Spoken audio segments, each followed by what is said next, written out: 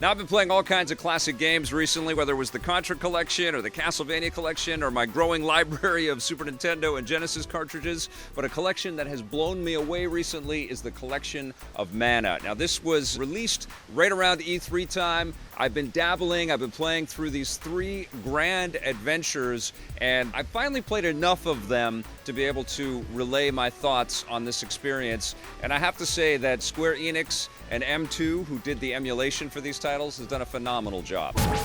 I have to say that I played this collection on the Switch, which is a perfect home for it. It's just an incredible way to appreciate these games, especially when you recognize that they all come from Nintendo platforms. Even going back to the original Seiken Densetsu, and I hope I pronounced that correctly, with Final Fantasy Adventure for the Game Boy. I never played this back in the day, and it was really fun to jump back into this very dated experience, but still charming and still accessible. It's kind of a light version of Secret of Mana and Trials of Mana, which were the Super Nintendo games that are included on this collection. But the Game Boy game holds up. It was really charming. The different townsfolk that you meet, they're not vociferous, they're not loaded with lots of dialogue, mostly because of, it's a Game Boy title, so they had memory issues and storage issues, and they can't pack that cartridge with too much stuff. Plus, it was 1991 that this game came out, so it was ambitious for the platform and the scope, and you do see quite a bit of geography. You do battle some pretty cool bosses in this thing. The Game Boy game actually has the most amount of different ways that you can look at the game, which is kind of cool. They have the green and black sort of classic Game Boy filter. They've got a full black and white mode, and they also have a version that looks like if you were playing it on the Super Game Boy, where the colors are a bit weird, like all the water is bright red, kind of lava-like, but I don't know, I guess I wanted that color pop. I got entranced. I was really charmed by this title, and I definitely think it's one to dig into, probably first when you check out the collection of Mana.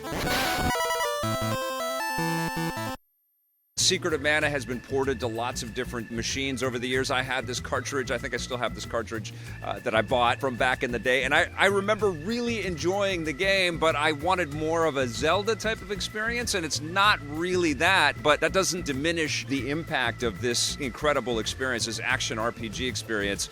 The combat's a little bit finicky and a little bit not really user-friendly. You get used to it, but you're basically having to level up your attacks, and you don't want to just be pressing that button and swiping your weapons at the bad guys. You want to kind of wait for them to attack you and then you to hit them back at your full power, and you're going to have a lot more enjoyment. But that sort of changes up the scenario with the way that you go through this vast story. And you also collect AI buddies, or they can be human controlled, which can turn this into an incredible couch co-op experience as well. Secret of Mana is a very, very beautiful and very special experience, and it's been incredibly well represented here in this collection.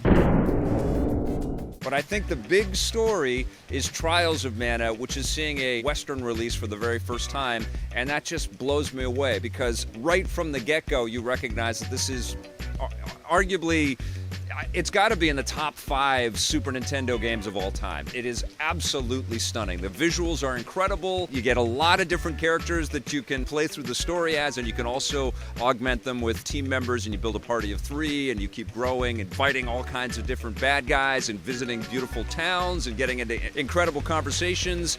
It doesn't hold your hand, this game, and there are lots of details that you can miss if you're not paying attention. And frankly, this is a game that would have benefited from being able to zip with a fast-forward function of some kind. But God, this is just a gorgeous experience. It's absolutely lush and beautiful, and I love the sort of environmental effects that they have in the snow and in the caverns. And when I was playing Trials of Mana, I couldn't help but think of Octopath Traveler, which feels like the DNA is there. Absolutely gorgeous, gorgeous game, and definitely a high watermark in terms of bringing a 16-bit title to the modern day. And honestly, it justifies the higher purchase price for this collection, because this is going to cost you a little bit more than either the Contra collection or the Castlevania collection, some of the other collections that are out there right now.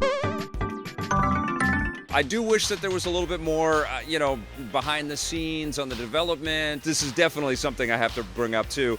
I forgot to save sometimes, and I would have to do huge sections of each of these 3 games over again because I didn't get in the habit of saving. Now, you can save at save points as per the original development of these titles, but you can also quick save by popping up the collection sort of overview menu.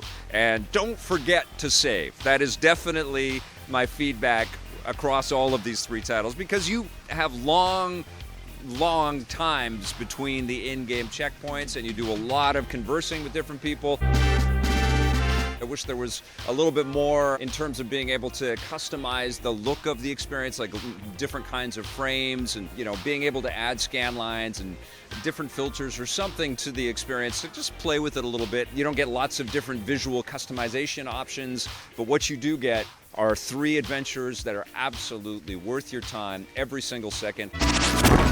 It's a remarkable gift, and that's really what this collection is. It's a real gift to any fans of the 16-bit days for sure, but people that just appreciate, the roots of where modern JRPGs and modern role-playing gaming has come from. But you know what? I would say that these, because they're action RPGs, all of them, the Game Boy game and the 2 Super Nintendo games, they're action RPGs. They're incredibly accessible. I would recommend these titles to anybody, and anyone that's even remotely interested in digging into the past. If you are a gamer out there that just has a real aversion to playing any classic stuff, I don't know if these are going to convert you, but I can't think of anybody else having a bad time with these titles. Hours of enjoyment in every single one of them, but Trials of Mana is definitely the standout. I'm going to give Collection of Mana a 9.5 out of 10.